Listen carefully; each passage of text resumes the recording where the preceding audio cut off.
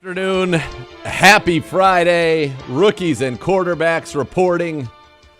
Zagura and Gibbe, the Open Championship. Scheffler making a charge. A lot going on. Very exciting. By the way, I saw that I think a couple of the QBs were here. I can tell you the first rookie in the building today, Yeah. I believe, I'm going to say it, Dylan Gabriel. Dylan Gabriel was here early. That doesn't mean that there were not others, but I think the first QB in the building today was Dylan Gabriel. Dylan Gabriel was there. The rookies are reporting. There has been reporting, for those who are wondering, we'll just get right to it, but those who are wondering what it's going to be as it relates to Quinshon Judkins, but that he is not expected to report today, that both he and the Browns want him to focus on the off-field issues that he is currently having. So rookies, quarterbacks here today, with the exception of Quinshon Judkins, who remains unsigned. Now, we did see that the pick in front of him, Nick Emanwari, I think as I said his name right, the safety who was picked right for him in the second round with Seattle, also signed a fully guaranteed contract. So that's going to make things a little bit interesting, I would say, going forward. Yeah, I mean, due to the circumstances, I would think that becomes a little bit more challenging. Yep. From his standpoint, I think that I would assume that we would have the leverage here a little bit. So, yep. But the second round picks in general have been fascinating to watch, with this whole contract stuff. Well, yeah, because it's just never happened before. Yeah, I don't know if I think it's a very slippery slope because when do you stop? When are contracts not guaranteed? Yep. So, what's the cutoff? I don't know. Typically, it'd been the first round and maybe sometimes pick number 33. Yes. But that is it. So, yeah, that's going to be interesting. But, again, as Mary Kay Cabot reported earlier today, and she said, and I'll just quote her on it, but she said, Browns running back Quinshon Judkins remains unsigned and won't report to training camp today to be with the rest of the rookies. He's focusing more on his legal matter right now, and so are the Browns. So that is, and that's the misdemeanor domestic violence charge in Florida. So, yeah, if I'm Dylan Sampson, this is a heck of an opportunity. Let's not forget Dylan Sampson was the SEC Offensive Player of the Year last year. This is going to be an incredible opportunity for him to get all this work with Quinshon Judkins not here. And he and Jerome Ford, Pierre Strong, it gives him an opportunity once again to try to keep himself here on the squad. So that's the big news today, guys in the building. I got to tell you, there's a guy that we talked about yesterday, and I talked about a little bit, and that he was finally, getting the respect that he deserved from, some of the reporting around him and all of those things, is the number 3 cornerback in the league. He should be an all-pro, all of that. But, one thing that never gets talked about, he's here all the time. He was here for all the voluntary stuff. I just saw him in the cafe. We had a nice conversation with him down in the cafe. He's just become such a leader for this football team. And he's not, I don't know if he's the most vocal guy about it, but in terms of being a leader in, always here. In being a pro. Yeah. Doing everything he can to be the best at his craft. He's leading by example. And I think that, he is a tremendous example for a lot of guys, certainly on this team. And it's awesome that he's doing that. I think it's great. Doesn't need to do it. He's a made man. But the fact that he is, and he's excited to get to work, told me he's so excited for the season and to get back and get going. So that was very cool. And I think that's something that, he deserves the credit for that and to be shouted out for that. So that's what I'm doing. You should. Yeah. I'm excited to see what he can do this year. Again, what he's capable of. Yeah. Can we turn the passes defensed into turnovers? I mean, he's the only guy in the league history who's had at least 2 interceptions and 10 or more passes defensed in every year. He sets a new record for the most seasons in a row doing it to start their career. So, and he's the only one who's done it, period, Correct. Whether it's start of his career or not, since he's been in the league. He's had at least 2 picks every year, at least 10 or more passes defensed every year. And it's not just him. I mean, it's the whole defense. How do we create turnovers? Yeah, we're going to have to put this offense in advantageous positions. Mm-hmm. No, you're not wrong about that. Not wrong about that. All right, we'll give you some updates from the Open. It looked a little bit dicey there on the weather for a second, but can we move the Open to like Spain? What do you or mean? somewhere where it's us. It's part of it. What's cool, dude? It's the Open. It's great. The weather situation is just, and then like you make it to 18. If you're the, God, whose group was that? Oh, it was Tommy Fleetwood, and he was trying to figure out where he could drop because it was right next to the fence line, and like the drop zones are it's in the middle of insane. It's in the middle of the fescue. Yeah, but God, what's the other two guys that are out there with him? I think it was Justin Thomas. And it was Rory? Yeah, it was Rory. Like they're standing there. Now they have made it the whole round with no rain. And it started pouring. And they're on the 18th hole. Yeah, it's pouring. And this conversation with Fleetwood literally takes 12 minutes. But they didn't seem like they were really in a hurry to get it going because the weather was so bad at that moment, which was funny. But we got a new leader right now, Matt Fitzpatrick, the former U.S. Open champion. He's in the lead at 9 under. He's through 12 holes today. Brian Harmon, who won the Open Championship a few years ago, he is 8 under. Hatong Lee is 8 under as well. They're tied for second. Scotty Scheffler, 4 under today. He's at 7 under as the playing conditions were just a little bit easier today. We're seeing if the winds are going to change in the afternoon, but he's right there. Then you've got Robert McIntyre, 5 under. Hogard, 5 under. Tyrrell Hatton, 5 under. Harris English, 5 under. Tony Finau, where you been out a nice day. He's 4 under. Leads a group there that includes as well Nikolai Hogard, brothers, both of them in the top 10 at the Open. That's crazy. Chris Gotterup, Christopher Retan, Matthew Jordan, and then Keegan Bradley leads the group at 3 under. That includes Rory McIlroy. So that's where the field is right there. Justin Rose should be really close to the top of the leaderboard. He's 2 under, but he blew, I think, 5 shots on 2 holes, which was stunning to watch him do that. But that's where it's setting up for a great Our guy Westwood weekend. is 2 under too. I know, but he hasn't been able to through 15 even today. 2 under will still put him in the top 20, but I want him to be winning. JJ Spahn, the U.S. Open champion, is also at 2 under. Shane Lowry is at 2 under. How about the round DeChambeau had today, by the way? So that's what you want to talk about, just how crazy golf is. So Bryson DeChambeau in round 1 shot a 78, which was, I'm looking to see if anybody, I see a couple other 78s. Not many others. That's like me shooting 100. So there's a guy named 18, Curtis which Luck. Is actually kind of normal for me. There's a guy named Curtis Luck that shot 80, and then a Mackenzie Hughes that shot 79. And then Tom Hoagie. Tom Hoagie shot 81. KJ Choi shot 81, and an amateur, Brian Newman, shot 82. But 78, one of the high scores of the first round. And then he comes back the next day and shoots 65 on the same golf course. 13-stroke difference one day to the other is incredible. And now he's gonna make the cut. Projected cut right now is 2 over par. Correct. 2 over par. I think Mickelson's going to make it. Yeah, Mickelson. Phil's put together 2 nice rounds. Yep. He looks like he was even. He was 1 over today, 1 under yesterday. Spieth is also right there in the middle as well. And that's where we're at. Yeah, it's I love watching it. Morning golf, like we talked about. All right, so you had a phone call. I didn't get a chance to ask. What? Who has fallen farther since their 1 year of amazingness? Dustin Johnson or Colin Morikawa? I think Justin Johnson might have had a little bit of a longer run. Here, let's kind of. I'm going to pull them up, but Morikawa, he's there's no doubt that he's definitely struggling. I mean, he had that great 20 and 21 COVID years. Didn't he win in San Francisco? Yeah, he won the PGA Championship and he's won the Open Championship in 20 and 21. Tied for 3rd at the Masters in 2024. Let's see if they have a list of his career wins. Yeah, so he won in 19. He won twice in 20, twice in 21. He won in 23 as well. And then, as we said, he won the Open Championship in 21 over Jordan Spieth.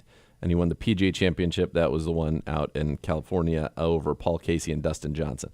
So, he's not been, obviously, he hasn't won a tournament in a little while, since 23. He has just not played great golf. No. Dustin Johnson, I think, had a longer run of goodness. Dustin Johnson, 24 wins on the PGA Tour. Yeah, Dustin Johnson, much better. No, but I'm talking about after his Masters win, what's he done? Johnson since 20? Yeah. I don't think he's done anything. Now, he's on the Live Tour, so we don't know what all that looks like. He's won on the European Tour. He's won 3 times on the Live Tour since then. So he's just playing a different. He's kind of just playing a different schedule now. Is really what it is. Although if you look at it, 2021 he missed the cut at the Masters. He's only made the cut twice at the Masters since he's won it out of 5 years, and his best finish is 12th. He's missed the cut 3 times at the PGA Championship. His best finish is 43rd. U.S. Open, he missed 2 cuts. His best finish is 10th, and then the Open Championship, he missed the cut in 23, and was tied for 6th in 22. So he just hasn't. But he had a really good run. I mean, it was a much longer run than Morikawa. He was really good for a decade. So here's this is my other takeaway from the Open Championship. I did not know that the sun does not go down till like 10 o'clock at night there. Yeah. What? Yeah. I mean, I have a buddy that's over there right now.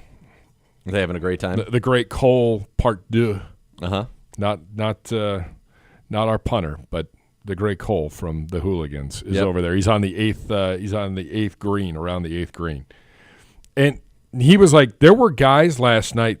Like, there's a lot of complaints going on about pace of play, and he was like, there were guys that were still their round took 5 hours 45 minutes. Yeah, I saw that. I mean, that's just insane. That's way too long. Should never happen. I know you're walking, and I know it's the Open, and you want every shot matters, but you're a pro. It shouldn't take you 5.5 hours to play 18 holes. What was the reason for it? Just slow play? Because wouldn't they get? I feel like they would get penalized. Well, that's at that point. the thought was today. Like, they need to police that, and they weren't very good at policing that yesterday. Yeah, they definitely need to police that. You can't have that kind of pace of play. That's no good. Some updates from around the National Football League as well. T.J. Watt has signed a 3-year, $123 million extension with the Steelers with $108 million guaranteed. That is, of course, $1 million more per year than Myles Garrett got in his contract. And, the Browns getting Myles Garrett done at that time, that really has impacted 2 deals in our division because both Jamar Chase and T.J. Watt now have gone above Myles' number. And then you have to wonder, Trey Hendrickson, who's coming off of being the sack leader in the National Football League. T.J. Watt's led the league in sacks 3 of the last 5 years. He's been a first-team All-Pro 4 of the last 6 years, second-team All-Pro. He's been Defensive Player of the Year as well. Back in 2021, that year, he led the league with 22.5 sacks and 21 tackles for a loss. He's also forced 33 fumbles in his career. So people comparing T.J. Watt and Myles Garrett, because that's what everybody loves to do. These are 2 of the very best in the game. Correct. Same draft class. So Myles has 20 forced fumbles, 102.5 sacks, 116 tackles for loss, 200 quarterback hits. Watt, 33 forced fumbles. I know that'll be more. 108 sacks, slightly more. 126 tackles for loss, 225 quarterback hits. These are the two of the best. 2 of the absolute best in the league. And they're in our division. Then Trey Hendrickson's been pretty darn good as well in our division. And, people are talking about, that's the story where they are colluding to keep salaries down. T.J. Watt in this 3-year extension is going to make 3 years, $123 million. His brother, J.J. Watt, in his whole entire career made $129 million. Yeah. So that's how quickly the money has changed in this one. The top 3 highest paid non-quarterbacks in the NFL are all in the AFC North. It's Myles, Chase, and Watt. Can you name the other 7? In the top 10 in the league? Highest paid non-QBs. We're already guessing stuff at 1. That guy's really gonna love that, dude. He's gonna. That one guy. He's gonna love that. Watch golf. My guess is if Justin Jefferson would be on there. Number 6. Probably C.D. Lamb. Yep. 7. Maybe D.K. Metcalf. Number 9. A.J. So Brown. that's 4 from the AFC North in the top 10. A.J. Brown. No, he doesn't make it. Okay. And then it's going to probably be either I bet Patrick Surtain. I don't see him on this. Sauce Gardner. No, that's not. They're not. He's high on the outside looking in. Not high enough. So it's going to have to be edge rush. It's got to be defensive lineman. And 1 more wide receiver. 1 more wide receiver. Mm-hmm. Did I say A.J. Brown? Yep. DK Metcalf, C.D. Lamb, Jefferson, Jamar Chase. Who else is above that? Number 10 is Garrett Wilson now. Oh, the new Garrett Wilson's new new deal. Yep, sure. At $32.5 million a year. Sure. And then you got on the, let's see, edges, Daniil Hunter. And number 4. Max Crosby. Number 5. Nick Bosa. Yep. Yeah. That's it. Anybody on the interior defensive line? Or it's literally It's all edges, defensive ends. edges and wide receivers. Yeah. Wow. Interesting. Top on the interior is Chris Jones at 31.75, so he probably just misses. Yes. That's what I'm looking to see. They don't. They stop at number 10. Everybody stops at number 10. It's pretty good, though. I mean, the AFC North, there's 4 of them. 4 of them. And I don't know where Hendrickson fits in because he's going to be on it. Are we sure the Bengals are going to pay him? No, I think he's going to get paid by somebody. I think he's going to be paid somewhere. I just don't know who or where. Yeah, I mean, he deserves it. It's a lot of money. I mean, I think TJ Watt will be just shy of his 35th birthday when this contract runs out. I'm assuming this is what keeps him here for the rest of his career. Yeah. I don't see him playing. Well, it's one of those things 35. when you bring in Aaron Rodgers, it is 100% you're all in. That's it. You're all in. So if you're all in, you 100% are keeping TJ Watt in your program. I mean, it's just that simple. Well, and then you go out, you make that big trade with Miami where you trade Minka for Ramsey and a tight end, Jonnu Smith, right? Jonnu Smith, yep. Thank you. Reunited with Arthur Smith. Yeah. You do that, you get TJ Watt, you get DK Metcalf, you get Rodgers. Like they're trying to keep up with Baltimore. I think it might be fascinating next week maybe to do a comparison of their starting rosters. Yeah. They're both impressive, but I mean, it's make or break for them. And God, do I hope they break. Just blow up everything by the end of the year. Be glorious. They're either going to be really good or it is going to be an epic disaster. They brought a lot of older players in. They've got a lot of age. It feels like kind of now or never. I mean, the defense is old. I've seen people do like the Coldplay meme, and they said the Steelers, and then with 9-8 records. Like I've seen lots of things. So, I mean, TJ Watt's never won a playoff game. Am I correct on that? You are correct. Mm-hmm. That's right. It's pretty wild, as a matter of fact. Yeah. Yeah. Made the playoffs. Yes, they did. Made the playoffs. Have not won a playoff game. In fact, I'll look it up for you, Gibby. Since how long has he been in the league? TJ Watt since 2017. That year he was the 30th pick in that draft. Same draft as Miles. That's wild. And I believe we also took Jabril and the Chief. And the Chief in that draft. You are correct. And the Steelers. Been in the playoffs probably 5 times? There were a couple years they didn't make it.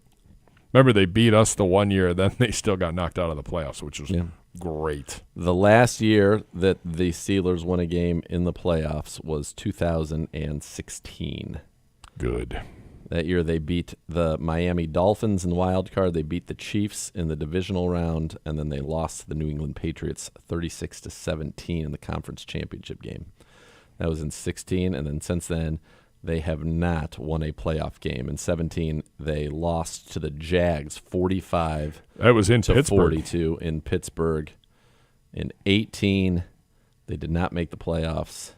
In 19, they did not make the playoffs. They had winning records the whole time, at least not losing. They were 9-6-1 in 18, didn't make the playoffs. 8-8 in 19, didn't make the playoffs. 20, they made the playoffs, and they lost to the Cleveland Browns, 48-37. That's the only time I've ever seen a victory. You still haven't seen one in person. Nope. In Pittsburgh. 2021, make the playoffs. They lose to the Chiefs, 42-21. 22, they do not make the playoffs. They go 9-8. 23. That was the year that they make the playoffs. They lose to the Bills 31-17. They go 9-8 or 10-7. 24 last year they make the playoffs and they lose to the Ravens 28-14. I don't even think it was that close. That game was gross. Yeah. I remember. So no, they have not won a playoff game since 2000. 2016. Some news in the state of Ohio. On Thursday, the Ohio School Athletic Association, OSHA, announced, is it OSA? It can't be OSHA. No. But I feel like that's how I've heard it pronounced. It's the OSHA. Like SH, yeah. What? OSHA. Yeah, they say it the OSHA. That's how, but it should be the OSA. Yeah. Okay. Maybe because it's school, so they're like, shh. I call it the Ohio High School Athletic Association. Shout out Tim Street. Hope you're well. Announced that they have sanctioned girls high school flag football in the state of Ohio, making Ohio the 17th state to sanction the sport across the United States. Over the last 5 years, the Browns have played a pivotal role in working towards the sanctioning of girls flag football in Ohio. Kevin Stefanski, the Browns head coach, was there for the announcement down in Canton.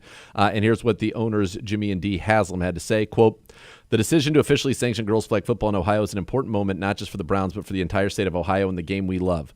We have seen firsthand how powerful the game of football can be in shaping confidence, leadership, and community, and we are proud that more young women will have the chance to experience that same growth. When we launched our Girls High School Flag Football League in 2021, the goal was to get to this day, but it wouldn't have been possible without the continuous work of athletes, coaches, administrators, and parents who all believed in the future of this sport. We want to thank the OSHA, the Cincinnati Bengals, and the NFL for their partnership in bringing this to life as we continue to grow the game for girls across the state." That's Anthony pretty cool. Munoz talked after Coach. Really? He was like, there's a lot of Bengals fans here and a lot of Bengals staff, so give me a hooday. And I was like, you can go back to Northern Kentucky, pal. I don't care if you got a yellow jacket. Gibbe's not having the hell out of here with that. Yeah, there's only one left What's tackle. a hooday? There's only one left tackle we care about up here. His name's Off. Exactly. But no, it's an awesome day. I told my youngest daughter, who's out of high school now and in college, and she was like, "Why couldn't you get this done earlier?" She looked at me. I was like, I had nothing to do with this. Yeah. But she's like, I would have played. That would have been awesome. I would have loved every minute of that. So I'm very excited. I think it's going to be great. This organization's done a great job of getting behind it. Coach Stefanski has been one of the biggest cheerleaders for it. Yeah. So I know Greg Newsom's an ambassador for it. It's very, very cool. All the hard work Jenner Takancic and her staff, Hannah Lee, have done behind the scenes to grow this and get it to this point. And I think it's gonna be great. I love it. I think it's good for the sport. It's good for it's good for the ladies that want to play football. Yeah, it's great. It's what it is. Get the opportunity. Let's Yes. go. Let's go. All right. When we come back, we're going to go through the 32 head coaches ranked in the NFL ahead of the 2025 season, divided into 3 tiers by CBS Sports' Cody Benjamin. Coming up, we got Around the Sports World, a little mailbag, some leftovers from yesterday. Hey, if people want to keep we also have an AIW Absolution preview. That's right. Absolution is tonight. It'll be my first time back at AIW since I last year at Absolution, alongside of the great Tom Lawler, Josh Bishop, and Sam Holloway, defeated Jeff Jarrett, the Hall of Famer, who just celebrated a birthday recently. We had Really? a text exchange on his birthday. The giant Satnam Singh, 7'4", and of course, members Jabroni. That's right, 1-0, baby. This is my first time back, though. Every time they had a show, I was out of town for some reason from basically like the last year, or once we're in football season, obviously. So I'm very excited to be back tonight. I'm calling the main event Eric Taylor, who I tabbed as the future of the company. I said he's like a young Shawn Michaels. He is in the main event defending his championship against Chuck Stone, who's kind of like stone cold. He's got that. He's popular. Eric betrayed him. They've been best friends in real life since they were kids. And this is going to be the culmination of their feud. So that's going to be a big one. I'm very excited about that. And then Maserati, Wes Barkley, Isaiah Broner for the Intense title tonight. That'll be good. PME defending the I titles. saw the announcement that you were returning. My return, and I was like, a lot of people are like, are you wrestling? No, not wrestling. Just there, going to do a little I know commentary. the G-Man led that charge. Yeah, just to do a little commentary. Never say never in this business. I feel like I'm still able-bodied. I think your wife might say otherwise. I'd like Luca to see me wrestle once. I don't think your wife's signing up for that. I think we've been there. We've done that. It's on video. You can show the boy later on in life. But he's already watched it. Get it ingrained in his head. He's already watched it. He's seen it. He's a big fan. He's seen that. He's seen the Blue Angels. And then this morning I did actually an interview on a Mo Pedman show, although Mo Pedman wasn't on, with him on my chest watching the Open. And he was great. Didn't even make a noise. It was fantastic. It's a smart boy. He's a good boy. It's a good boy. He gets it. He understands what's going on. Yeah. Oh, man, I just saw the worst Coldplay meme I've ever seen right now. Unbelievable. By the way, I thought that might die down. No way. Nope, not. I mean, it is something to become the biggest story in humanity when there's a lot going on right now that are quite big stories. It's pretty incredible. Yeah. Yeah. It just, and it seems like someone, we've gone through some of the better ones we've seen the last couple of days, but it's not great. Like obviously this is affecting two families pretty drastically, yes. but I don't know if the statement from the guy was that wasn't real. No, no, it has to be an AI generated. That's nothing is real. Nothing's anymore. real on social media. This is actually real, but That nothing is real. Yes. Yeah. Keep that in your mind. All right, we'll come back, take a look at the coach rankings. In hour number 2, we're going to hear from Jeremy Fowler as well. We got more guessing for the people, which I know they love as well. We're going to finish out our all-century team with the first 25 years with that roster. We got to get our specialists in there. And then Sam Monson recapping the Browns draft and free agency. We're going to have that for you kind of to set things up as we get ready for training camp next week here. You're listening to Cleveland Browns Daily, brought to you by Ballybet, official sports betting partner of your Cleveland Browns.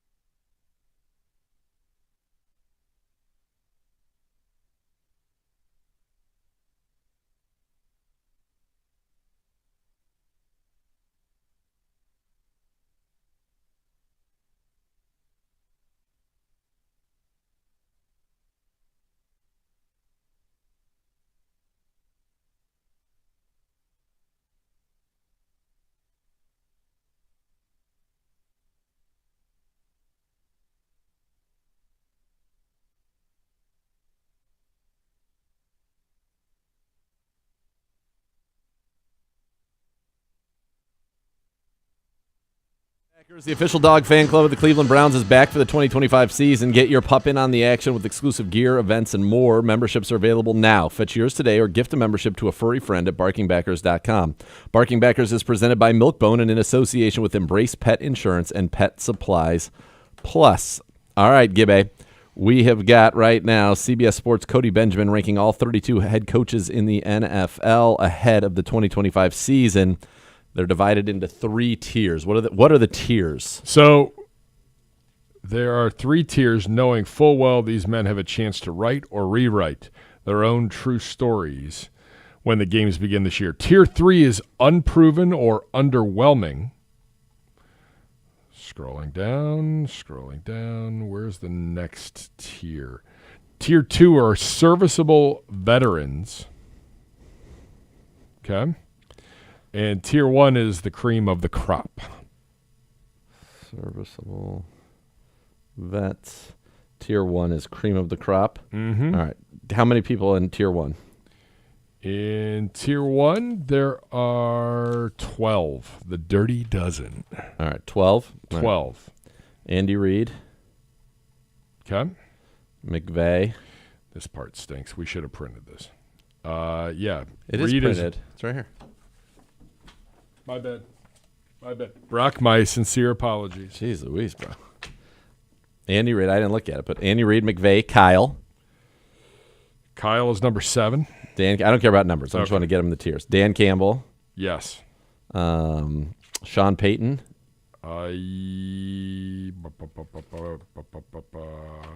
No. So he's in the serviceable. Oh, no. Sean Payton is 11. Okay. Sorry. Yeah, so Sean Payton, yeah. Harbaugh. Which Harbaugh? John. Yes. McDermott. Yes. Sirianni. Yes. 9, 10, 11, so I need 4 more. Oh, Kevin O'Connell. Yes. O'Connell. LaFleur. Yes.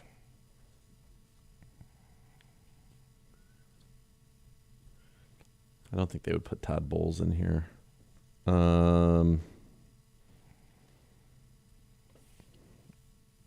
Stefanski? No. No, so he's in serviceable vets. Yes. 2-time coach of the year. Yep. He is number 13. Just on the So he outside just looking missed. Okay. Give me like conference or division. 2 of them left. They're both in the AFC. One is in the West and one is in our division. Other Harbaugh. Yep. Tomlin. There you go. Yeah. All right, so that wasn't too hard. So Reed is 1, McVay 2, John Harbaugh number 3. Yep. Higher, lower, or just right for Harbaugh. We'll do a special. I think that I would probably put him a little lower. I think Dan Campbell. I mean, he's just so good. These guys are. They're the cream of the They're crop. the cream of the crop. Kyle would be way up there for me. Harbaugh would be way up there. I mean, Sirianni just won the Super Bowl. He's got to be up there. I get Sirianni's got to be up there because he won the Super Bowl. Yeah, Kevin O'Connell. But if I need a coach to win one game on this first page, which is Reed, McVay, Harbaugh, Sirianni, Campbell, Harbaugh, and Shanahan, which one am I leaving out? Say it again. So there's these 7 guys: Reed, McVay, Yep. both Harbaughs, Sirianni, Campbell, and Shanahan. What's the one I don't want if I have to win one game? This is probably going to sound weird to you, but it would probably come down between John Harbaugh and Dan Campbell. Dan Campbell for me. And the reason is they're like in the motivator. Jim Harbaugh, I don't know how much involved he is with the offense, but you want like Reed's doing the game plan, McVay's doing the game plan, Shanahan's doing the game plan, Sirianni's doing the game plan. Like you want those guys, I think, in that one game situation. Like Campbell, unbelievable leader, and Harbaugh is as well. But he's not like running. He's not the game plan guy. Like you would not have John Harbaugh be one of the. He's in there, but you're saying like who? If my of choice these is 7 guys, which one do you not want if you have to win one game? I don't know. I want all of them. Well, I would probably say Jim Harbaugh would be the one that I would put on the outs. Okay. And I would keep John Campbell in. All right. But my first 4 choices from this list would be Reed, McVay, Shanahan, and Sirianni because they're 100% involved with they're doing the game plan. So Shanahan is 7th. Yep. Matt LaFleur is 8th. Kevin O'Connell is 9th. Higher, lower, or just right for O'Connell? I think he's probably higher, honestly. I mean, if they do it again this year, you see they were great with Sam Darnold, great with Cousins. Now you've got an opportunity here with, see what he can do with J.J. McCarthy. But yes, absolutely. Okay. Tomlin is 10. Of the 12 coaches, the one that doesn't belong, in my opinion, is Peyton. Does not belong? Yeah. I don't know how you can say that, man. If I'm basing it on, I can't even do that because I just killed my own argument. I was going to say, what have you with done? a rookie quarterback, took him straight to the playoffs. He's won a Super Bowl. Tomlin's never had a losing record. Gross. Pains me. No, but he's Peyton to me is more involved in the game plan than Tomlin is. Tomlin's, again, a great leader of men. Like that should be the category. Should be like the leaders of men, if you're really breaking it down, like the elite leaders of men, and that's going to be Campbell, Harbaugh, probably both Tomlin. That's a different style coach than a Reed, McVay, Shanahan, Sirianni. I would flip-flop. All right. We make the argument for Peyton. I would take McDermott at 12 and flip him with LaFleur. Moving who up? I would flip. I would move McDermott up to 8 and LaFleur to 12. I think LaFleur, of these 12 guys, he would be number 12. Who's number 12 on your list? I mean, Jim Harbaugh for sure. Not 6th, like this one? No, that's very early for him. I mean, this way you guys. LaFleur's record as a head coach in the NFL is 67-33. 67-33. Well, he won did they go 15-1 or 14-2 for 2 or 3 straight regular seasons? Jim Harbaugh's record's 55-25-1. And he's been pretty darn good too. Yeah. LaFleur's record's 13-3, 13-3, 13-4, 8-9, 9-8, 11-6. Maybe Tomlin's 12. Tomlin would be based on recent win. Well, I mean that's only recent. I mean, Tomlin's very, very good.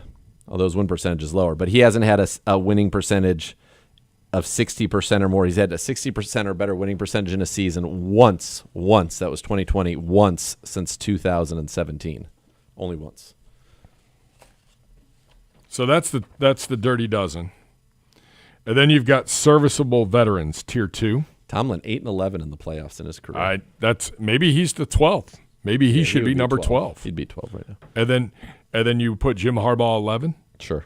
Okay, and then figure it out from there. Stefanski is 13. Yep. Bowles is going to be right there somewhere. Number 19. DeMeco Ryans is going to be in there somewhere. He's 15. Yeah. Dan Quinn 14. Dan Quinn, sure. Mike Vrabel 16. Yep. Pete Carroll 17. Yep. Zach Taylor 18. We sure about that? Not sure about that. I don't know. No, I'm not sure about that. Mike McDaniel is 20th. He would have been in the top 12 a couple of years ago. He was 11th last year. Yeah, exactly. Is that a make or break year for him? Yeah, it feels like that whole kind of operation is hanging teetering. in the balance. Yeah, it really does. I might have Vrabel. Well, Quinn's coming off the year that he had, so I get it. And Vrabel's been out for a year. I don't know. Are we sure Zach Taylor is as good as everybody thinks? I don't know about that. Tier 3, the unproven or underwhelming.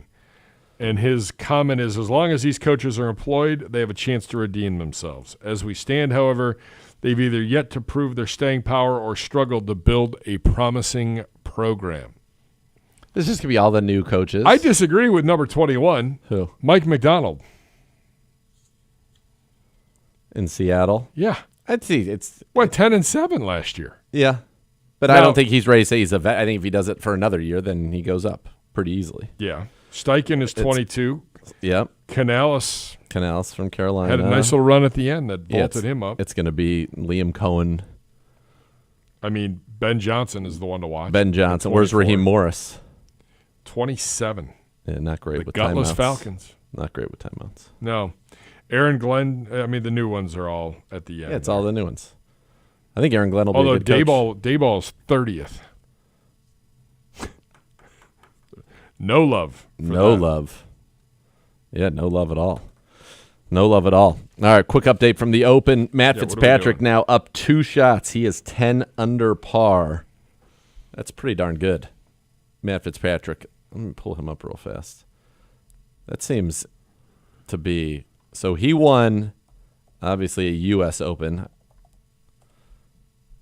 Won the U.S. Open. He's got 10 professional wins, 2 on the PGA Tour, 9 on the European Tour. He won the U.S. Open in 2022. His best finish in the Open Championship is a tie for 20th back in 2019. He just bogeyed. So he's back to 9? Yeah. Yep. Threw up a 5 on a par 4 14.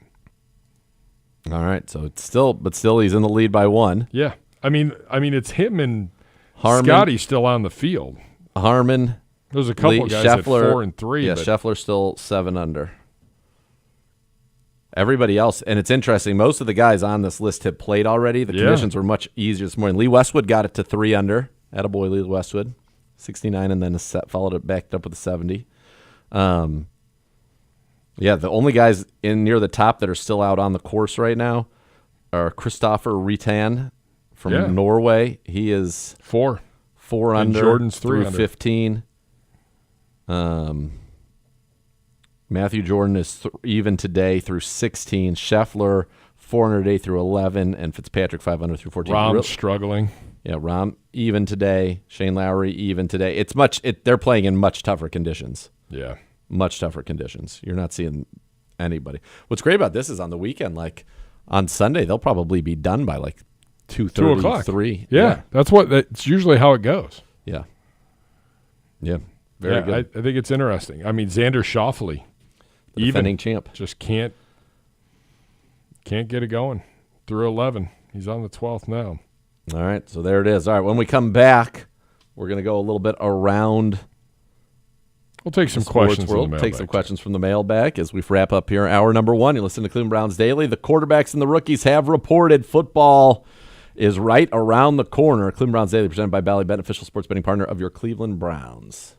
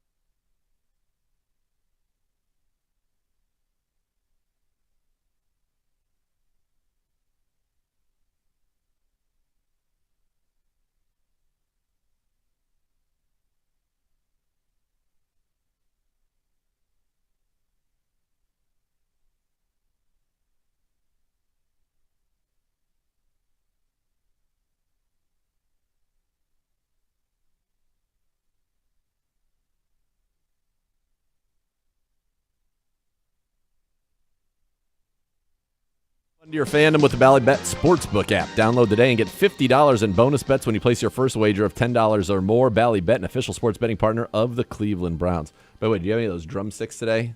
I did not. I ate the sticky meatballs. Those are great, too. They were fantastic. Yeah, meatballs are good. Drumsticks. B. Rossi was making fun of me because I had 2 drumsticks, a chicken breast, and I think 4 meatballs. And he thought that was an outrageous amount of protein. We talked about this, your diet, and how you like it's the intermittent fasting. And I'm hungry. You got to go protein heavy. Protein heavy. Throw a little bit of grain in there, a little rice in there. But, yeah, that's how we do it. All right, you said you had some we'll go around the sports real quick, and then you said you had some things for us. We've given you the updates on the Open Championship. Nothing, unfortunately, has changed since then. Barstool Sports CEO Dave Portnoy announced the company is partnering with Fox Sports. This is big. That's why we saw all those shows get canceled, the Breakfast Ball Facility and Speak. For this, Portnoy will be an analyst on Fox's Big Noon Kickoff, and Dan Big Cat Katz will make some appearances on the show. Barstool will have a new daily morning show on FS1 from 8 to 10 a.m. The content of that show is still to be determined. That'll be interesting. They've tried to take Barstool to network before. Hasn't worked out well. No. They have a huge following. I like a lot of their stuff. Absolutely. Big fan of Big Cats. So will that maybe involve Gruden a little more? You would think so, right? Yeah. You would think so. Yeah, we'll see. We'll see. Don't know. Definitely interesting. Yeah. I think I am excited for, and I'm an Ohio State guy. Yep. I root for Ohio State.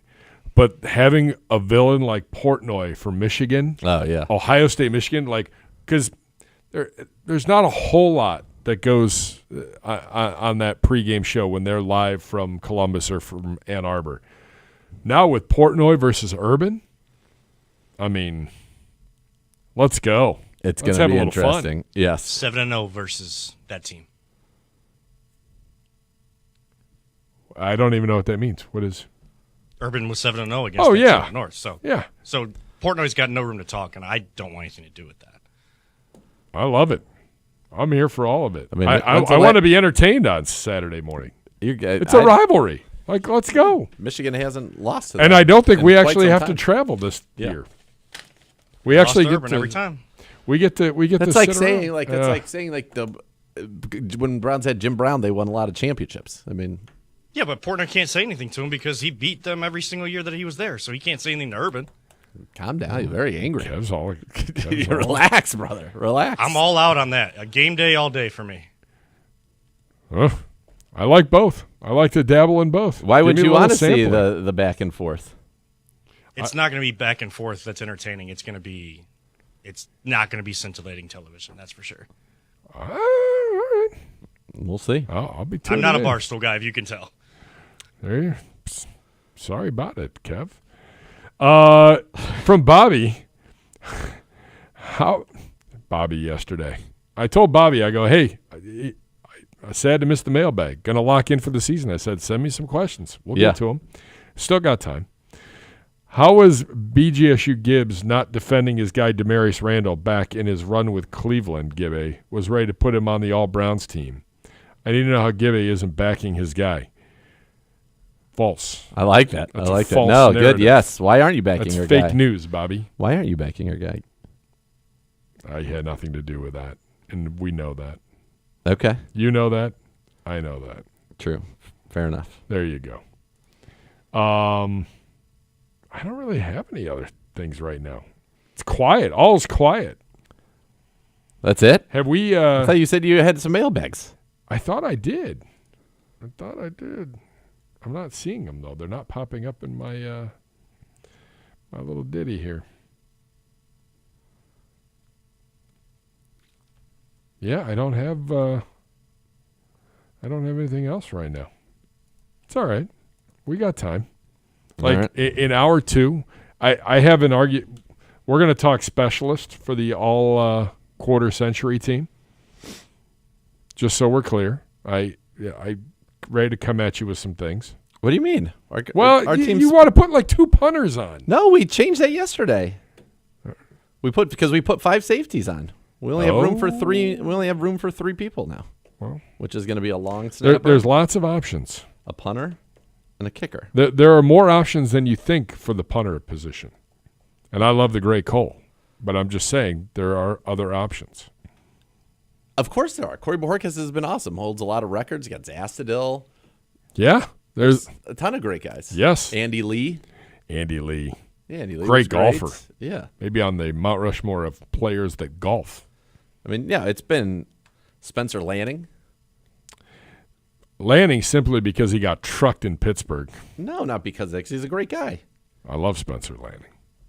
Was he at the Hoff's party? He was at the hospital. Okay, Yeah. I thought Yeah. I thought that actually happened. Yeah, I mean, listen, this one is going to be it's our list. It's our list. I wanted to do 2 punters, but if we're only going to do 1, I think you know where I'm going to go. Yeah, I get it. There's I no reason understand. not to. All right. Well, it's fine. Hour 1 of the books. We'll take more of your questions at Browns_daily. Sure. The YouTube chat. JMax monitoring that. Look, they're showing Luke Florio arrive. The Browns just tweeted out. If you looked in the background at the very beginning of that video, who was there? Denzel Ward. That's what I'm talking about. Guys everywhere. He's ready to go. I love it. I don't know if Jordan JMac, did you send me some? I absolutely love it. I don't know if you did. Some leftover. This is riveting radio we got going on. Yes. Good job, Gibby. All right, this is what we're going to do. We're going to take a break. We're going to come back. It's going to be hour number 2. We'll get questions. Feel free to hit us up. We're going to go through the top 10 defensive ends, top 10 tight ends in the league as well. I feel like I'll be pretty good at both of those. And that's what we're going to do. And we're going to get Sam Monson talking about the Browns offseason, setting you up, getting ready for the return. Because when we come back next week, it's on. Tuesday, Veterans Report. It is on. Let's go. Let's go. All right. By the way, also congrats to Jersey Jerry. Broke 100 for the first time on the golf course. Shot a 97. Hey. So congrats to That's Jersey a big Jerry. moment, man. I It is a remember the big first moment. time. Yeah. Yeah. I remember what I shot the first round of golf I ever played, 144. Whew.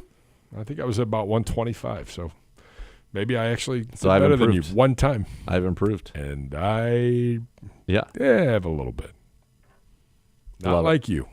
Love it. Here we go. All All right, right. dude. Hour number 2, Cleveland Browns Daily, coming your way right after this.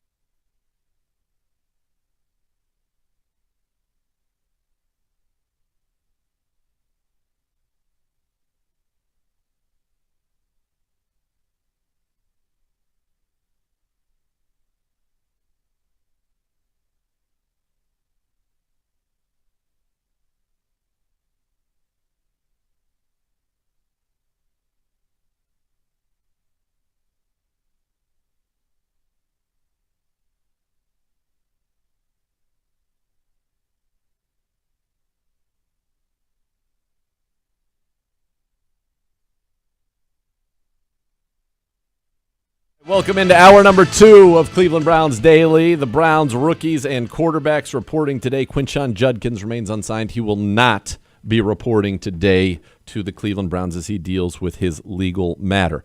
Updates from the Open Championship for you right now. The finest of all the majors. Matt Fitzpatrick now is through 15, remains one shot above Harmon and Lee. Scotty Scheffler in 4th by himself at 7 under through 12 holes. I'd like to see Scotty get up there. I'd like to see Scotty get to the final group tomorrow. I'd like to see him get to 9 would be great, but at least get to like 8. He's right where he needs to be. Right where he needs to be. I mean, I'm all right. I'm all right. Tomorrow's moving day. Yeah, tomorrow is moving day. That's right. So, yeah, let's see how this goes. By the way, speaking of golf shows, we've stuck with Stick, the Owen Wilson one. Yeah. It's pretty good. I'm enjoying it. I've heard the opposite. So at first I didn't really like it, and now I like it. Owen Wilson's great. Okay. Some of the sidekicks are terrible. Some of them are good. And they just this last one they had cameos. They had Keegan Bradley. They got like some of the pros there. Okay. They got Nance. Really? Nance and Immelman do the commentary for his first tour event, for Santi's first tour event. So it's not bad. It's not bad. How many episodes? 10. Okay.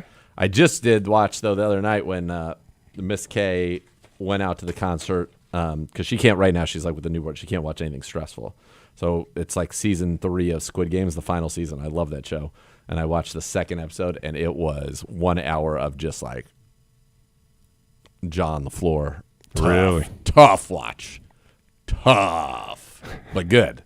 But very well done. But tough. Very tough watch.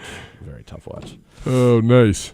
All right, Gibbe, let's get into it right now. You want to have a little we're going through all the ESPN stuff with Jeremy Fowler. Okay. Execs, coaches, scouts rank the NFL's top 10 edge rushers. It's our buddy's favorite segment. For 2025. Yes. It's also a lot of money invested in these 10 spots. Yep. Miles was number 1.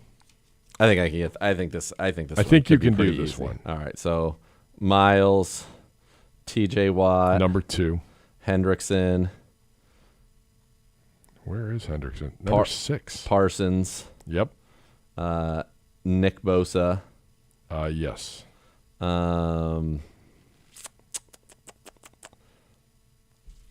Crushed it so far. Daniil Hunter. Yep. Daniil Hunter. I'm nervous because of the injury, but I think he'll still be there. Aiden Hutchinson. He's in. Okay. All right, so that's 7. Or that's, 7 for 7. And he is 7th. And he is 7th. Yeah. Now it gets a little bit hard because I think there's a lot of guys in a very similar area here. Khalil Mack. Not in the top 10. Honorable mention. No. Also receiving votes. Okay. Josh Allen of the Jags. Josh Hines Allen. Also receiving votes. Yes, Okay. thank you. Will Anderson. He's in the top 10. Okay. Number 8. All right. Will Anderson.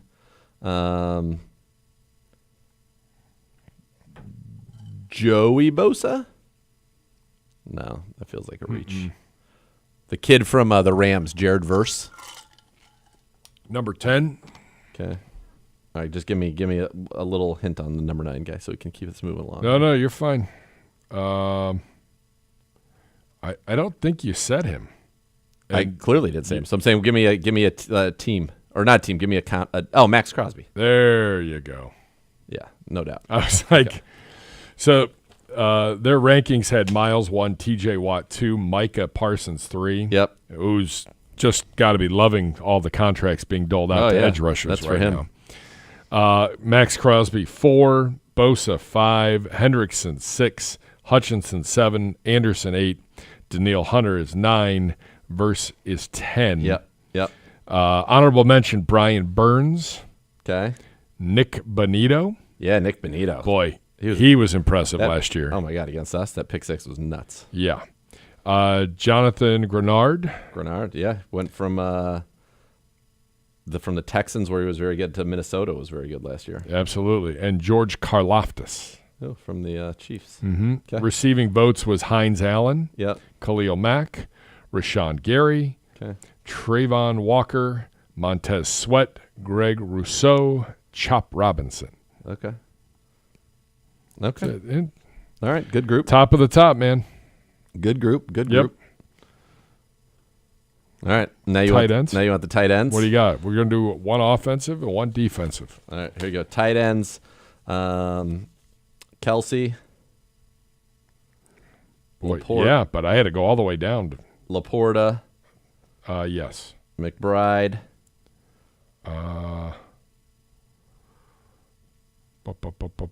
He's definitely on there. McBride is 4. Thank you. He's definitely on there. Bowers. Yes. Number 1 on the list. I bet it doesn't surprise me at all. Kittle. Yes. Mark Andrews. Yes. 6th. Yep. Hawkinson. Yep. Still amazing that trade happened. Vikings-Lions. Yeah. And it worked out for both. Both, yeah. Now's where it's going to get tough. My guess is because it's last year. I mean, Chief should be on there. He's number 10. Yeah, Chief. Okay, so that's 4. We have 8. We need 2 more. I think in terms of he's a great important blocker. people Yeah, for very this important. football team's success this year, Yeah. he's probably one of the 5. See, now I got like a cluster of like Goddard, Evan Ingram. Okay, Goddard is 9. Okay, Goddard. I was say Jonnu Smith because of the year he had last year. No. No. Jake Ferguson. Getting votes, same with Jonnu Smith. And not Evan Ingram. Getting votes. Okay.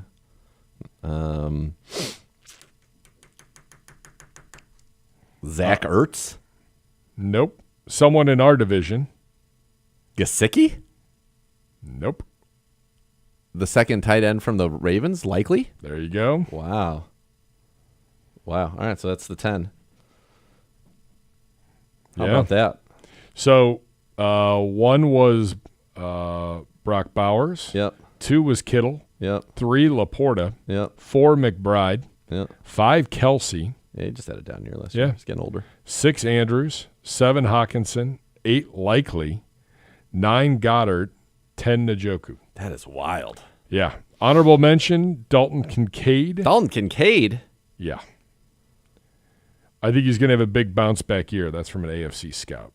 Okay. He's super talented, and they drafted him to be a big part of what they're doing. Scheffler, 8 under, by the way, just birdied 13. Let's go. You knew he was going to get another Let's go. one. Freiermuth, honorable mention. Hunter Henry, honorable mention. What? And then Ingram, Kmet, Ferguson. Kincaid had 44 catches for 448 yards last year and was not even – he's not a blocker. I mean, you want a guy who's a pure receiver. Evan Ingram, I guess, only played 9 games last year, but certainly on a per-game basis was better. He's going to Denver. We got a chance to see him up close in person. He got hurt in that game against us. So yeah. He got hurt against us, and so then Goddard got hurt against us. Yeah. Yeah, look out for the tight ends. All right. Also receiving votes, by the way, Dalton Schultz, Yep. Tucker Houston. Kraft, Yep. your guy Kyle Pitts, Juwan Johnson, Zach Ertz. Zach Ertz had a much better season than I think a lot of people realized last year. Like, what do you think, Gibby? We'll do a classic Gibby. Guess the stats. For Ertz? Yeah. Well, you just said you think he had a better year, so I'm going to say 900 yards receiving. No, that's high. 654. 66, 654, and 7 touchdowns at the age of 34. Pretty good. That's pretty darn good. I mean, that's better than Kyle Pitts. Oh, yeah. 47 for 602 and 4 touches. Like, what's going on with that guy? He's an enigma, dude. It has never been what people thought it was going to be, unfortunately. I mean, let me pull up his numbers here. So 4 years in the league, 21, his best year, 68 grabs for 1,000 yards, but only had 1 touchdown. That was his rookie year. Yeah. Yeah, of course. 22, he played only 10 games, had 28 catches. Now he's played a full season for 3 of 4 years. In 23, 53 grabs for 667 and 3 touchdowns. It's wild, man. Last year, 47 for 602 and 4. I don't know. I guess he's consistent. I don't know if that's consistent good. Yeah. Pretty rough is what it is.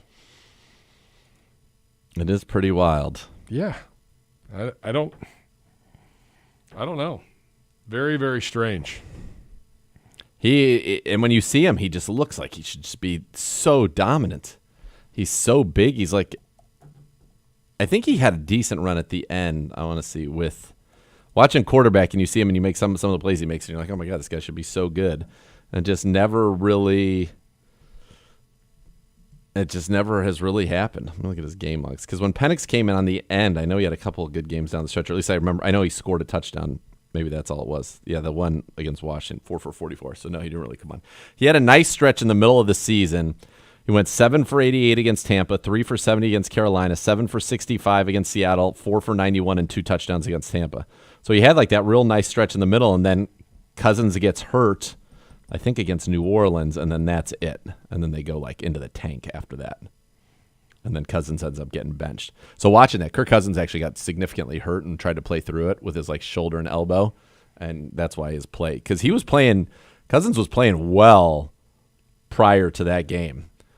That was one of the things that like really jumped out to me, just how well he was playing before that. So Kirk Cousins last year, prior to that Saints game, because that's when he gets hurt and they lose a game that they should have won. Prior to that Saints game, Kirk Cousins threw 3, 4, 8, 9, 10, 14, 17 touchdowns with 7 picks. He had a game where he threw for 509 yards. He was over like basically 240, 230 every game. And his last 3 games before that, or his last 5 games before the injury, he had 7, 8, 9, 13 touchdowns and 3 picks. Like he was hot, and then he gets the injury against New Orleans, throws for 306 after that, and then the next week throws for like $107, and then it was just he was not the same. He after that injury, in the next 4 games, he throws no touchdowns and 8 picks. Give him credit for playing through it, but man, not great. Yeah, but did he hurt?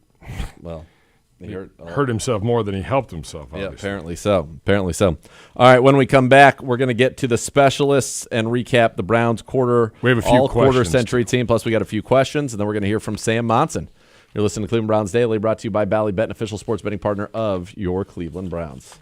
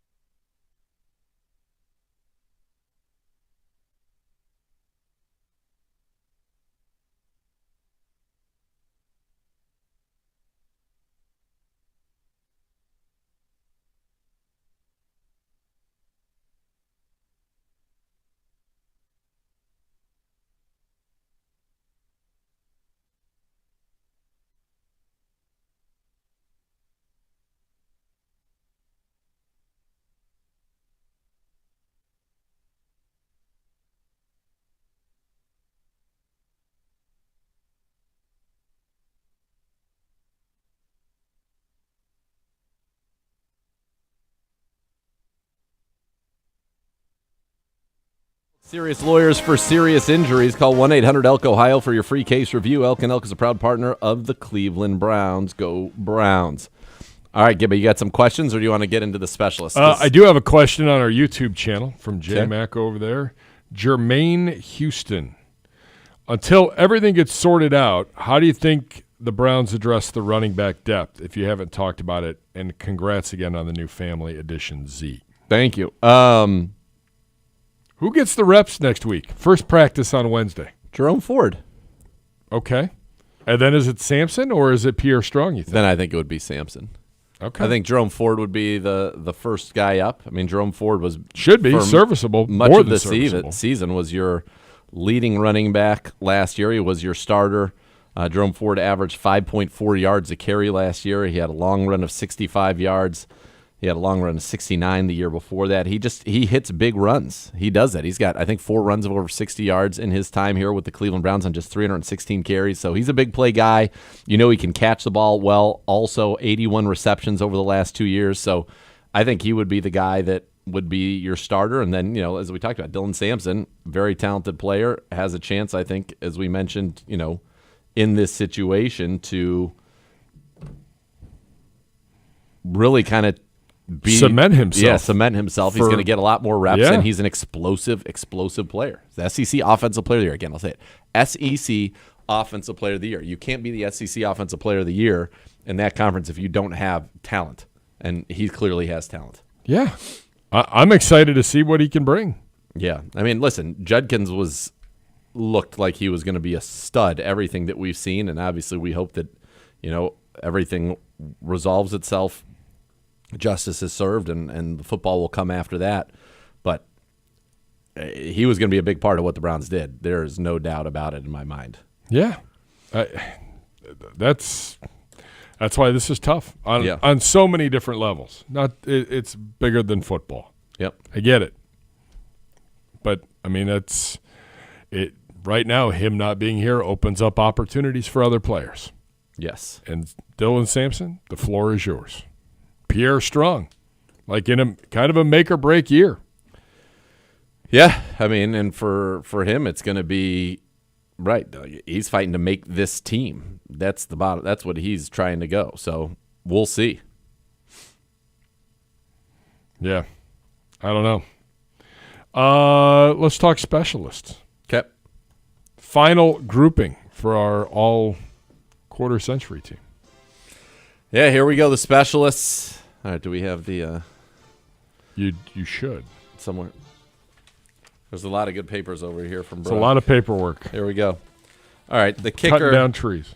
The kicker is easy, and during this time we've had D Hop, Cade York, Austin Seibert, Chase McLaughlin, Travis Coon, Zane Gonzalez, who's gone on to be a Pro Bowler, Cody Parkey, who's gone on to be a Pro Bowler, Billy Cundiff, but of course the answer at the kicker, it's got to be Phil Dawson, the incomparable Phil Dawson. Phil Dawson was, I believe, 84% on field goals. For his career? Yes. With the Browns, 84%. 97% on PATs. Different PAT back then. That's when it was basically an automatic. It was a chip shot. Phil Dawson, though, in terms of distance, he went 7 for 8 in 2011, 7 for 7 in 2012. 2-time second-team All-Pro with the Browns, was obviously a Pro Bowler in that season in 2012. And there were a few years there where basically Phil Dawson, you felt like was... He was the MVP of this football team. Yeah, he was the... He was. Yeah. Oh, no. Yeah. Some of his memorable kicks. Browns Steelers, 16-15 in 1999, game-winning kick. What about the one off that, like, the stand 2007, Browns Ravens. Yep. Dawson's kick bounced off the upright and crossbar before going through. It was initially ruled no good. And then Officials reversed it. 2014, 49ers Rams. Remember, he went on to kick for your 49ers. Yeah.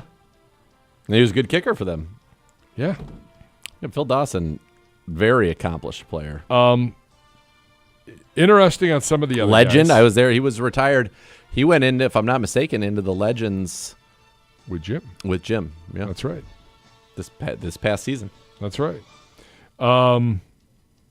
So you had Dawson from 99 to 2012. He's the answer. I mean, there's not even anybody correct. close. Billy Cundiff was our kicker from 2009 to 2014. Billy. There's a great video of Mo Pedman screaming at the for Cundiff. He went on to be a first-team All-Pro with the Ravens in 2010. A lot of kickers went on to some success after us. So Cundiff was with us, left us, and came back. He was here in 2009 and then came back in 13 and 14. Travis Coons, remember that? Yep. Do you remember, was it him? We did a Coons Stefanski was show great. with him. He was very popular. And it was down the street, I think. And It the was. line was Sure. out the door and around the corner. It was crazy. Handsome fella, great guy. Started his career with the most consecutive kicks made. I don't know if it was in league history, maybe Browns history, but he started his career 1, 3, 7, 11, 12, 13, 14, 15, 16. I think he made 17 straight kicks to start his career. Yeah. And then we saw him, he kicked for the Chargers in that game when we played in the soccer stadium. Yeah. Great dude, Travis Coons. Very nice guy. Cody Parkey. Cody Parkey. Zane Yep, good dude. Gonzalez was a draft pick. Draft pick, and then Zane Gonzalez, I'm pretty sure he's still in the league, and he is. Pretty sure. Weren't they all on Washington? Yeah, Zane Gonzalez went to Arizona. I thought he was a Pro Bowler 1 year in Arizona. Maybe he did not make the Pro Bowl. I thought he did. He had 1 year where he made 90% of his kicks. In 24 last year, kicked a couple games for Washington. Greg Joseph. Greg Joseph. Austin Seibert. Hey, Greg Joseph's not even didn't make. That's a good memory by you. Greg Joseph is the kicker for the Vikings, if I'm not mistaken. Now he's the kicker for the Niners. He was a kicker for the Vikings for a while, and now he's signed with the Niners. But he had some really good years with the Vikings. Austin Seibert's bounced around. Yep. Chase McLaughlin was with us. Seibert was kicking really well for Washington last year and then got hurt. And then didn't they sign Cade York? They signed Cade York, but then he came back. He was 27 of 30 in 9 games on field goals. 27 of 30, did not miss from inside of 50 yards. Pretty good. Cade York, at Chase McLaughlin in between. Yeah. Riley Patterson they brought in for a couple games. D-Hop. So Seibert's a free agent right now. Zane Gonzalez is actually in Washington. Seibert got placed on IR after having such a great start. Such a bummer for him. Yeah. So those are your kickers. McLaughlin had some really good years. There were some guys that could kick the football for us. Isn't McLaughlin still in like Tampa? I feel like he's in the league. I don't know where he's at. And of course, our internet goes right. It's not great. 71% on field goals with us. PAT's 97%. No, but then he was good with. He went to Indy and was solid. Yeah, he's been with Tampa the last 2 years. The last 2 years, he's made 94% of his field goals. He is 59 for 63 the last 2 years, including 15 of 18 from 50-plus with Tampa. How is he not a Pro Bowler? That goes 30 of 32 last year, including 8 of 10 from 50-plus. Didn't miss a kick inside of 50 yards. Was 54 of 56 on extra points. He's good on kickoffs. How is he? He should have been a Pro Bowler, quite frankly. Yeah. Yeah, there's a lot of guys come through. The answer for us, for our purposes, though, is Phil Dawson. He's a legend for a reason. He is the legend, yes. All right, punters. We have some good ones. The Scottish Hammer, Corey Bajorquez, Zastadil, Gardaki, Lanning, Reggie Hodges, Brad Maynard, Andy Lee. I didn't realize Phil Dawson had done some punting for us. I don't know if we got a kicker get hurt. Yeah, it had to be. Gardaki from 99 to 03. So Andy Lee is a 3-time first-team All-Pro, 3-time Pro Bowler, 1-time second-team All-Pro, but those were all with the Niners. He only kicked for the Browns in the 2015 season. And then did we trade him to Carolina? Uh-huh. Okay. We did. I couldn't remember if he came from Carolina, but then when you said Niners, I'm like, okay. Obviously, then we had the great Zastadil was with us. I'm trying to see if anybody made the Pro Bowl at any point. Zastadil, Billy Cundiff also did some punting. Gardaki made the Pro Bowl, but as a member of the Ravens, Indianapolis Colts. He did lead the league in punting yards with the Browns in 99 and 2000, and led the league in punt attempts in 2000 and 2001. Yeesh. Those were tough times there. Yep. Reggie Hodges had a good career. Local guy. Lives around here now. Brad Maynard. Remember that name? Brad Maynard, sure. He was like I want to say played at Ball State. Played at Ball State. You're correct. Yeah. 3rd-round pick of the Giants. Really good punter. Was only with the Browns for 1 year. He's really a Bears punter. Yep. He was at the Browns at the end of his career, went at the age of 37 in 2011. I mean, the answer to me is, in terms of like stats, in his time with the Browns, Bojorquez, he's last year led the league in punting yards, had the long punt in the league 3 of the last 5 years. His net averages are historic for the Browns. His total averages are historic for the Browns. He's averaged 49.1 yards per punt for the Browns. He would be the guy. I wish it I would have worked too. out with a Scottish Hammer. Oh, man, the Hammer. I love the him. Hammer. Still lives around here in the off season. Great dude. Yep. And he's been the Giants punter for the last 3 seasons. So, I mean, given himself a 6-year NFL career. Like, that's, when you know his background, that is incredible that he was able to do that. But I'm going to go with the Great Cole. I'm going to go with the Great Cole because I love the guy. I love Corey Bojorquez, too. That's why I wanted 2 punters. Again, there was a time where the kicker and the punter were the best players on the Cole's football team. post-game celebration in Denver is that's it. That's why he is the man. Yeah. And then it comes to the long snappers. Now Charlie Hewlett and Pomprian was a 2-time Pro Bowler. Yeah. So he's got to get it. Hewlett's great. Great dude. Love Hewlett. Yes. But Pomprian is the prime example of when it starts to go south in your career, it goes south in a big way. hurry. Charlie Hewlett now, by the way, with the Eagles. Yeah. He had been just an Iron Man for the Browns in his 10 years, or his first 9 seasons here, played every game. Last year got hurt, and now he's going to be a Philadelphia Eagle. Yeah, but Pomprian, you got to put him on the list. We'll see him in a few weeks. Pomprian was, when you're a 2-time Pro Bowler as a long snapper, and you make it as the team's long snapper. Yep. That's where he is. So that's the squad. So to recap it for you, quarterbacks Mayfield and Derek Anderson, running backs Nick Chubb, Jamal Lewis, Peyton Hillis, Kareem Hunt, receivers Josh Gordon, Jarvis Landry, Braylon Edwards, Josh Cribbs, Amari Cooper, Jerry Jeudy, tight ends David Njoku, Gary Barnidge, and Jordan Cameron, tackles Joe Thomas, Jack Conklin, Mitchell Schwartz, DeJuan Jones, guards Joel Bitonio, Wyatt Teller, John Greco, Kevin Zeitler, centers Alex Mack and J.C. Treader, defensive ends Myles Garrett, Jadeveon Clowney, Olivier Vernon, Paul Kruger, Jabal Sheard, defensive tackles Sean Rogers, Dalvin Tomlinson, Sheldon Richardson, Desmond Bryant, linebackers J.O.K., Jameer Miller, DeQuell Jackson, Joe Schobert, Christian Kirksey, corners Denzel Ward, Joe Hayden, Anthony Henry, M.J. Emerson, Buster Screen, and Money Mitch. Safeties Grant Delpit, T.J. Ward, Dante Whitner, Sean Jones, Tashawn Gibson. Long snapper Ryan Pomprian. Punter the Great Cole. Kicker Phil Dawson. And then the coach, I think, would have to be Kevin Stefanski. 2-time Coach of the Year. Yeah. I don't...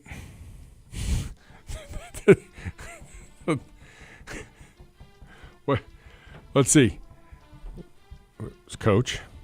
It's Greg. It's Freddie. It's Greg Williams. It's Hugh. It's Mike Pettin. Chudzinski. Yep. Butch Davis. Butch Davis. Romeo. Butch Davis took him to the playoffs. Romeo. Mangini. Romeo. Stefanski's Butch and gone to the Romeo are playoffs second twice. and third, probably. And prior to last year, he had a very winning record. Prior to last year, he was 37-30. That's right. Now 40-44. It's all right. We'll get it back. We'll get it back. And he won a playoff game. Yeah, exactly. All right, when we come back, Sam Monson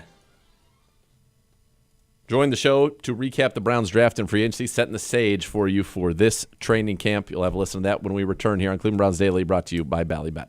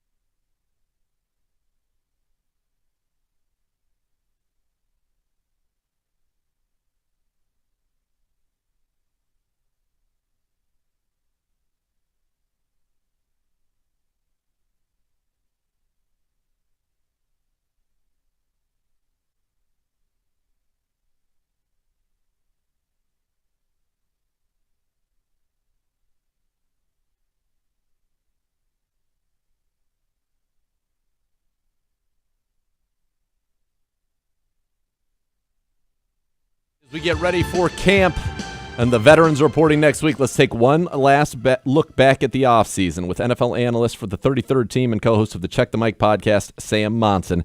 Join the show back in May to recap the Browns draft and free agency. Take a listen. Sam, thank you so much for taking. You're done. Going into the draft, one thing Nathan and I and kind of everybody around the Browns who are around him every day kind of thought is you pick Travis Hunter unless you get a Godfather offer. Did they get one? And if so, or if not, what did you make of what they did big picture on the draft weekend? Yeah, I don't know if it was a Godfather offer, but I think it was a pretty good offer and a deal that you can definitely defend taking. A lot of it depends on what you think of Mason Graham as a prospect, and he was a guy that didn't get that much kind of conversation around him this draft process. We sort of focused on, the Travis Hunters, the Abdul Carters, and Mason Graham, coming into the process, I think, was seen in that same group. And then maybe when we saw the measurements and it turned out he wasn't 320 pounds and he didn't have long arms and he wasn't the physical prototype, I think he slipped into the next category for a bunch of people. But I think you could argue that Mason Graham on the football field is maybe the best player in this draft, certainly up there with the top blue chip guys. And so when you factor in the rest of that deal, it's basically Mason Graham and two more players, including a first rounder next year for Travis Hunter. And I think that's entirely defendable, even with Travis Hunter being this unique prospect and we don't quite know what he could be value-wise based off, being a two-way player at the next level. There's a lot of unknown and therefore sort of theoretical ceiling to Travis Hunter that's kind of untapped in the last, several decades of NFL prospects. Sam, so we started obviously with Mason Graham. When you just kind of step back from it, we'll get into some specific players and, of course, the quarterbacks. But Mason Graham and then Schlesinger, so you used to go defense, which I think surprised a lot of people. Then it's all offense. You get two running backs, two quarterbacks, and a tight end in Harold Fanden. What did you make of the Schlesinger pick at 33 and then kind of just the overall offensive haul? And did you take a message away? What were the Browns trying to accomplish in this draft in your mind? I think, honestly, the Browns just drafted best player available when they came up. And I think that kind of really explains their entire draft. And sometimes I think overall drafting best player available, just taking the guys you think are really good, is a good drafting strategy. But sometimes it does mean that when you come out of the draft at the end of it and you sort of look at the overall haul of players, you go, well, we didn't hit this position or we didn't find cover at this spot. You don't necessarily tick off all of the needs that you would have on the roster. So I think that's the criticism of this draft, if you want to level one at it, is because they just drafted the guys that they thought were basically the top guy on the board. They didn't necessarily hit, the exact positions that you would want them to hit if they were drafting in that way as their overall overarching philosophy. But in terms of the players they picked, I think they just grabbed good football players all the way down. What did you think of Harold Fanden, who obviously was so productive at Bowling Green, pick number 67, and the Browns wanted to get back into more 12 personnel, the idea of being able to pair him, who can probably not be as attached as much, but in the slot, even out wide at times with David Njoku. Yeah, absolutely crazy production in college. Like, there have been a couple of tight ends in the last few years who basically were the offense in college. Usually it's a running back or maybe a wide receiver that takes the entirety of the system. But Trey McBride, when he was coming out of college before he went to the Cardinals, and then Harold Fanden, those were the guys that they were the offense. And Harold Fanden is dynamic. I think people maybe expected him to test a little better and put up more crazy athleticism numbers. Didn't quite have that. And he's got a sort of slightly unusual running style, almost like bow-legged or knock-kneed the way he moves around. But he makes people miss. And he's dynamic and athletic and has good hands. I think you're right. They're going to use more two tight end sets. And I think he can definitely be a significant receiving threat within that type of offense.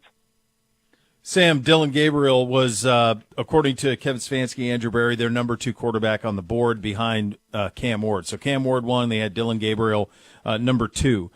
What do you see from Gabriel on tape? Obviously highly efficient at Oregon, but what did you see on tape, and in terms of how that tape would fit what Kevin wants to do offensively? Yeah, so I can't get to the second best quarterback in this draft with Dillon Gabriel, but I think I ranked him 4th I think Steve, my podcast partner, had him somewhere in the top 5, and Mike Redder, a former colleague of ours, and that was CBS Sports, I think he had him as the 3rd quarterback in this draft. So as a collective, we were definitely higher on Dylan Gabriel than most people. I think he gets kind of mislabeled a bit because he's short, right? So we see these short quarterbacks, and we tend to think of them as having marginal NFL tools and, not really having the physical skill set to succeed at the next level across the board. But actually, if you watch Dylan Gabriel, he's got a really good arm, not just not just a better arm than you think for a short guy. I mean, he's got a really legit cannon on him. And he's more athletic than you give him credit for as well. And even though he's short, he's stocky. He's thick. He's not a slight quarterback that you're sort of worried about taking hits like Bryce Young was. He's got some power to him. So I think Dylan Gabriel's actually got some pretty impressive physical tools, and obviously is incredibly experienced, has played a ton in college. And we were sort of talking about him as, look, he's probably a backup quarterback at the next level. But if you were picking one of those backup level quarterbacks and asking, like, which is the one guy that's going to defy expectations and overachieve and become a surprise starter out of that group, I think Dylan Gabriel was the guy that we were all zeroing in on and saying, I could definitely see that guy overachieving and, outperforming a middle round draft pick. So I have no problem where they drafted him. I think we were higher on him than the consensus, but that's a perfectly acceptable range, I think, to draft a guy like that. And I do think he has the tools to potentially succeed and become a starter. Is this if you were going to say the type of offense you wanted Dylan Gabriel to go at, to be that guy who would exceed expectations? Is the Kevin Stefanski offense, is that the right spot for him?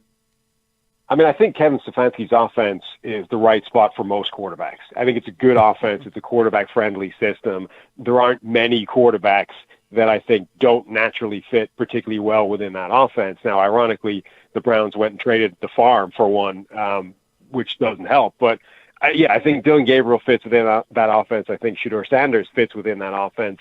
I think it's a good system for either of those guys to show the best that they can bring to the table at this level. Good.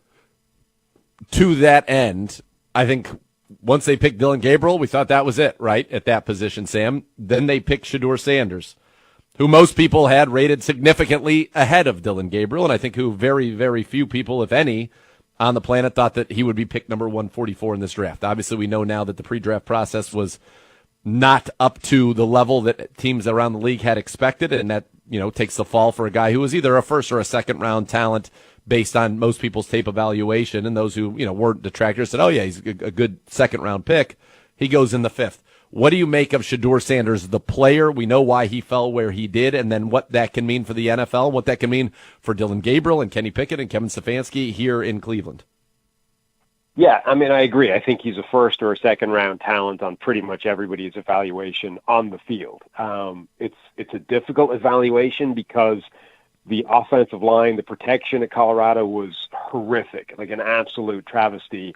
And I think that completely muddies the picture in terms of Shedeur's relationship with pressure and how he's going to handle that at the next level. And that was his biggest flaw, certainly last season, was how many sacks he takes, how many bad sacks he takes. But we don't know what that looks like if you change the dynamic and you change just the volume of pressure you put him under. You think back to Baker Mayfield in Cleveland, when Greg Robinson was Baker Mayfield's left tackle, it changed everything about the way Baker Mayfield played the game, right? Yep. Even on the plays where he wasn't getting pressured, he was leaning away from that left tackle spot. It just got in his head, and you started to change the way you play the game. Now think about all 5 of your offensive linemen are basically Greg Robinson. That's what Shedeur Sanders was dealing with at Colorado, and it has to change the way you behave, not just under pressure, but on the plays where you're not pressured. So I think what we saw was a guy who has, first or second round talent, depending on how you evaluate and project those things, who fell as far as he did because of all the other stuff, because of whether it's handling the pre-draft process, rubbing teams the wrong way, whether it's the Deion Sanders factor, all of those different things. And the Browns, effectively had taken him off the board. We're saying, well, he's not worth the first rounder at the top. He's not worth the second rounder. And we like Dylan Gabriel, maybe more, maybe less. Who knows whether they're sort of accurately telling the truth with that. But we like Dylan Gabriel in the 3rd as a better option. But at some point, quarterback is such a payoff, and you have to have the self-awareness to know that nobody is particularly good at evaluating these guys. So it becomes a worthwhile roll of the dice, right? If they take Shedeur Sanders in the 5th, even though they think there's a very small chance that he works out, if he does work out and he's a 5th-round draft pick, it's the best pick they made this draft. And if he doesn't work out, a 5th-round draft pick is so low that there's no downside. If he comes in with an entitled attitude and causing problems and is a headache, you can cut him in training camp, and it's not a big deal. I mean, 5th-round picks don't make the roster relatively regularly. So I think they just reached a point in the draft where they decided there was no downside to this move, and the potential upside is huge. Sam, how do you you're looking at the tape. You're a tape guy, right? We look at the tape, and you have these opinions on these guys. How do you compare Gabriel and Sanders' strengths, weaknesses? I think Shedeur Sanders is the most accurate quarterback in this draft class. I think he reads through a defense pretty well. I think Gabriel has better physical tools, strange as it sounds, for a short quarterback, but I think he's got a better arm. I think he's more athletic. I think he's more dynamic when he's moving around. But I think Shedeur Sanders is a better pure passer of the ball. He's more accurate. He's got better poise. He's able to layer the ball better. I think he's able to read defenses a little bit better at this point as well. So I think they're very different players. But as I said, I ranked them reasonably close together. I had Sanders as my second quarterback in this draft based on the tape, and I had Gabriel as the 4th. It's going to be interesting. I mean, can you recall a time like this where you're going to have really, and Bo said earlier, like they really can go into this with no bias whatsoever and just have a real quarterback competition. You got obviously Joe Flacco, who's been here and won games. Kenny Pickett's won 15 games in the NFL and a former first rounder in his own right, but this is going to be such a unique situation. How do you even kind of, in your mind, what are you hoping to see from these guys, and maybe even how the Browns approach this to try to really figure out, okay, who is the best one for us now and in the future? Yeah, I mean, for the Browns, the best thing that could happen for them is either one of those two guys wins the job and looks like a future quarterback, looks like a potential starter, not just this year, but in 2026 and 2027. If they need to go with Kenny Pickett or Joe Flacco, it's not the worst thing in the world, because that's the other part of this, the trade at the top of this draft is they are now positioned with 2 first-round picks next year. So they've bought themselves time to get to next year when they might have a better shot at a quarterback that they do really like at the top of this draft, right? So next year, it's always too early to say accurately what next year's draft class is going to look like from the quarterback point of view. But if they really thought that this was basically a one quarterback draft, it was Cam Ward at number 1 and then a big gap to anybody else, and really only Cam Ward was a true sort of franchise quarterback that you're willing to just toss the keys to right away and be comfortable with for the next 10 years, next year probably has more than that. We don't know how many yet, but it's probably going to have more than one that falls into that category. So Cleveland has already hedged in a really smart way by getting those 2 first-round draft picks, and they've bought themselves that time. So I really think you just go in there, you figure out who's going to be the nominal starter, day one of training camp, and then you just give these guys reps with the first team and see who emerges, see who puts their hand up and shows not just the best play, but some kind of leadership quality and, is a guy that the team will rally around and all those kinds of things. But yeah, it should be as open a competition as you're going to find in the NFL right now. Yeah. Sam, you're the best, man. Thank you so much for the time. Greatly appreciate you. Anytime, guys. Take it easy. All right, that was Sam Monson. The next level is next, and when we're back next week, it's go time, baby. Thanks for listening to Cleveland Browns Daily on 850 ESPN Cleveland.